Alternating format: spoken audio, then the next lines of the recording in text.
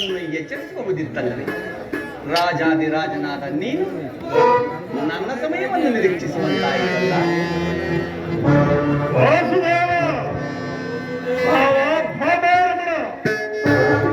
ನಿದ್ರೆ ಮಾಡುವವರನ್ನು ಎಚ್ಚರಿಸಬಹುದು, ನಿದ್ರಾ